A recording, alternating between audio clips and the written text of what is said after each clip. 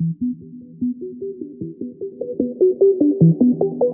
में आई है तो वो किसी ना किसी के नीचे, मुझे अभी भी याद है, वो मलबरी का पेड़ था, वो तूत बोलते थे हम उसको, पार्ट है या फिर किसी ना किसी की जरूरत तो है। केरला में ना नारियल के पेड़ को बोलते हैं कि नारियल के पेड़ का कुछ भी वेस्ट नहीं जाता, उसके पत्तों से झाड़ू बन जाता है।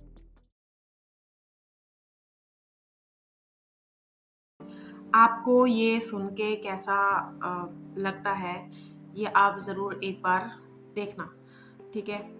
आपके गार्डन में कोई पौधा लगा है, अ, आपने बहुत देखभाल किया, वो पौधा बहुत बड़ा हो गया, आपने इस पर्पज़ से लगाया था कि इसमें फूल उग जाए, और सोचो उसमें फूल नहीं आते, तो आपके मन में उस पौधे के लिए रिस्पेक्ट या फिर उसकी वैल्यू कितनी ज़्यादा कम हो जाती है?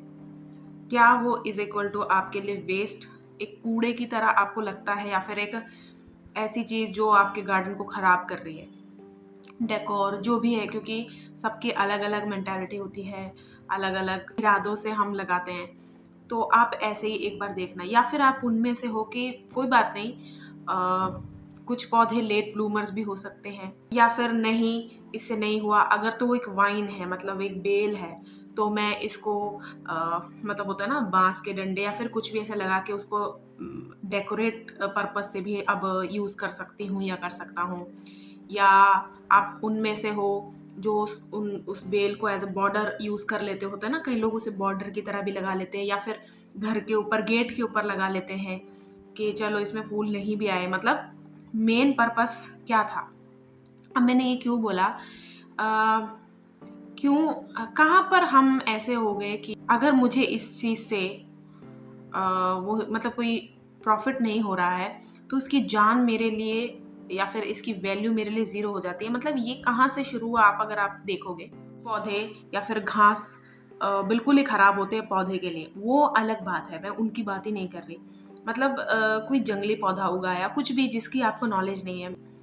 कुछ टाइम पहले तक जब हमारा बचपन था, यानी कि 90s बॉर्न, तो मोबाइल नहीं थे, या फिर थे भी तो हमें नहीं, अब तो लेंस आ गया, गूगल लेंस, हम फ़ोटो सर्च कर सकते हैं, लेकिन पहले ये अवेलेबल नहीं था। यहाँ पर हम इतने क्रूर नहीं बोलूँगी, या फिर इतने इग्नोरेंट हो गए कि अगर इस चीज़ से मुझे फ़ायदा नहीं है, तो लॉस ही है सिर्फ़, और मैं इसको हटा देता हूँ, या हम इस चीज़ पे क्यों नहीं मान सकते कि यार अगर उस चीज़ ने जन्म ले लिया है और वो हार्म नहीं कर रही है मुझे, यानी कि अगर उस बेल से ओ, आपको वो दूसरे पौधों को या कुछ भी है उसके जड़ के कारण कुछ हार्म हो रहा है, तो उसको आप अलग उखाड़ के कहीं और लगा सकते। अगर उस चीज़ से हार्म नहीं है, तो ये मेरे माइंड में ऑटोमेटिक कैसे आ जाता है कि इस चीज़ को मुझे निकालना है, मतलब ख़त्म कर देना है, मार देना है। कई ऐसे कीड़े-मकोड़े होते हैं ना, मकड़ी वग़ैरह जब घर पे आ सकते हैं। देखो,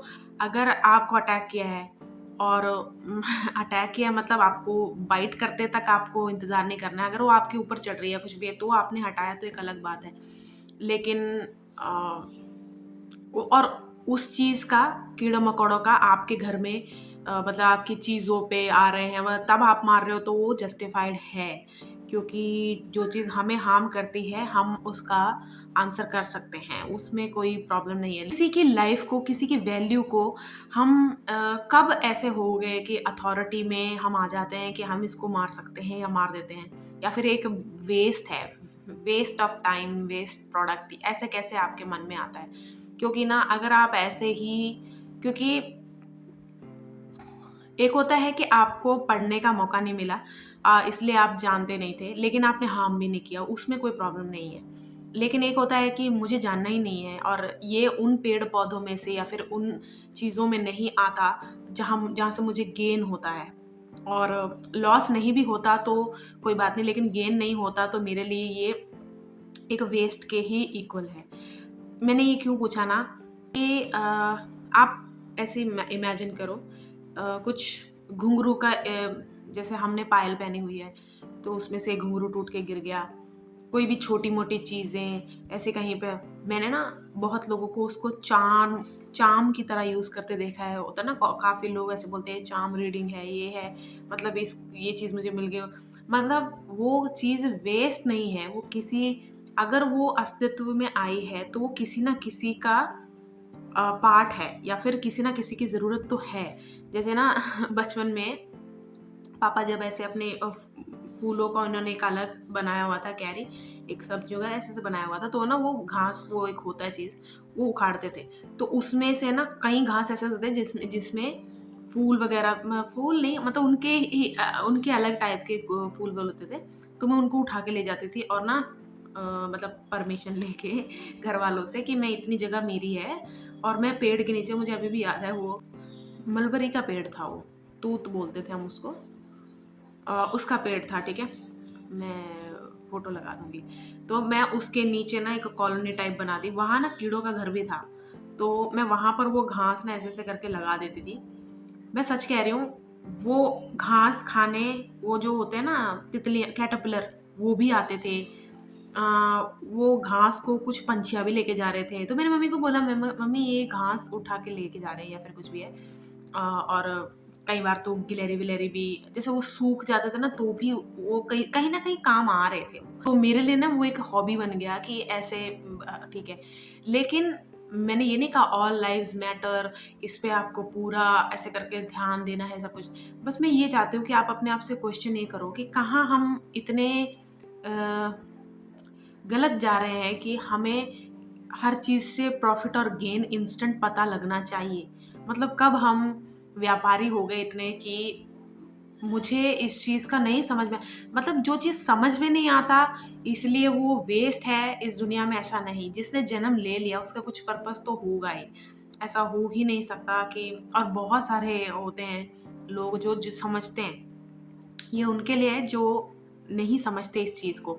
बहुत सारे लोग, उनको पता है कि कोई भी चीज़ इस दुनिया में वेस्ट तो नहीं है। होता है ना कि यहाँ पर केरला में ना नारियल के पेड़ को बोलते हैं कि नारियल के पेड़ का कुछ भी वेस्ट नहीं जाता। उसके पत्तों से झाड़ू बन जाता है। नारियल तो सब पीते ही हैं, है ना? उसके लकड़ियाँ मतलब उसकी जड़ भी काम आती है जलाने के। नारियल को कहते हैं कि नो वेस्ट वो है, क्योंकि वो इंसानों के पूरी तरह काम आता है, या फिर हमने फिगर आउट कर लिया है कि इसको कैसे काम में लाना है। मैं उन चीज़ों की बात कर रही हूँ जो हमने अभी तक फिगर आउट नहीं किया कि इसका क्या काम है। जैसे मैंने इस लेट ब्लूमर की बात की, और अगर आपने कोई पेट पाला हुआ है और उसने बच्चा दिया, वो विकलांग निकल गया, तो हम इंस्टेंट ऐसे कैसे सोच सोच लेते हैं कि यार अम, इसको अब सारा ज़िंदगी पालना पड़ेगा, ऐसा नहीं है। अ, मेरे पास भी एक बिल्ली है जिसके दोनों हाथ आगे से ना डिफ़ॉर्मिटी है, वो उनके जेनेटिक्स मैच नहीं किए, मतलब जो जो भी है उनकी जेनेटिक वो है, उसको डिफ़ॉर्मिटी है। लेकिन लेकिन मेरे डर के वजह से या फिर मेरे एनालिसिस के हमारे एनालिसिस की वजह से वो औरों से कम स्पेशल चाइल्ड ऐसा नहीं है। वो सब कुछ ही कर लेता है। लेकिन ये है कि उसके तरीके अलग हैं, उसकी टाइमिंग अलग है, ये सब है। वो पेड़ पे चढ़ता है तो दूसरों मतलब दूसरों से ज़्यादा हमें टेंशन तो होती है कि गिर जाएगा या फिर ऐसे सब कुछ होता है। लेकिन स्टिल वो सब कर लेता है, उसने ऐसे नहीं है। और कई कई के ज़्यादा ही जैसे होता है ना कि हैंडीकैप, बहुत ज़्यादा ही प्रॉब्लम होती है, वो मैं समझती हूँ। लेकिन कहाँ हम इतने चूक रहे हैं कि हम बिल्कुल ये सोच लें कि वो वेस्ट है या फिर इनका कुछ नहीं हो पाएगा। या तो हम ये देखते हैं कि यार वो जो कर रहे हैं, जिस तरह जी रहे हैं, वो मुझसे नहीं देखा जा रहा, है ना?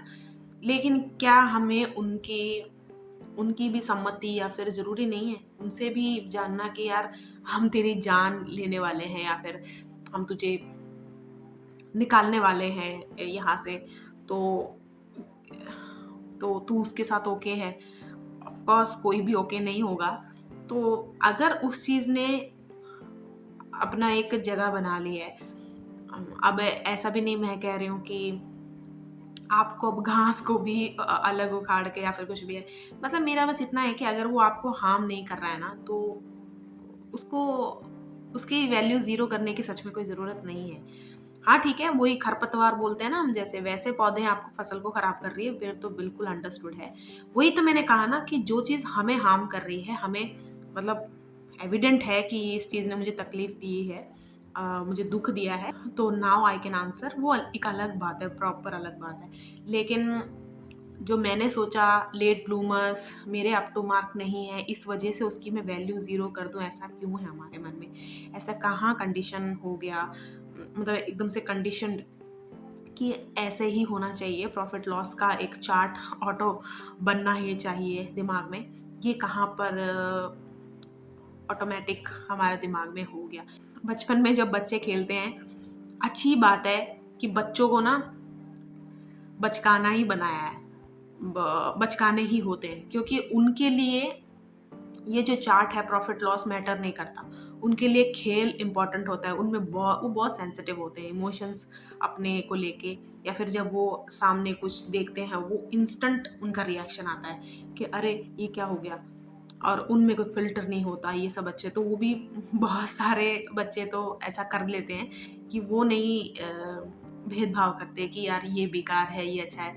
लेकिन आप ना अपने आप से ये क्वेश्चन ज़रूर करना कि जिसकी आप वैल्यू ज़ीरो करते हो, समझते हो, क्या उसकी वैल्यू सच में ज़ीरो है कि अभी तक आपने फिगर आउट नहीं कर पाए हो? और अगर फिगर आउट नहीं कर पाए हो वाला आंसर आता है, तो प्लीज़ उसको ख़त्म मत कर दो। देखो उसका कुछ ना कुछ पर्पस तो होगा ही। बस मुझे ये छोटी-सी वीडियो बनानी थी इसी को लेके। बहुत सारी चीज़ें जो मुझे 10 साल पहले समझ में नहीं आई थी, लेकिन किसी न किसी ने फ़िगर आउट किया होता है। वो चलो आजकल तो अच्छी बात है कि हम कुछ भी सर्च कर सकते हैं, नेट में सब कुछ ही अवेलेबल है। गूगल लेंस है तो हम फ़ोटो सर्च कर सकते हैं, वो सब है। लेकिन वो वेस्ट नहीं है। इसका प्रूफ़ हमें जीते जी मिल जाता है। होता है ना कि बचपन में या फिर बड़े होकर भी, आज से 10 साल पहले मैंने कोई चीज़ उठाया कि ये पता नहीं इसका क्या यूज़ होता होगा। तो एक बार आप ज़रूर देखना। अम, इसमें नहीं मैं बोलूँगी कि वीडियो कैसी अच्छी लगी या क्या है बताना, लेकिन आप अपने अंदर ही सोचना कि किन-किन चीज़ों को आप उस लिस्ट में रखते हो कि ये बिल्कुल ही रद्दी। ठीक है, तो फिर मिलते हैं अगले वीडियो में।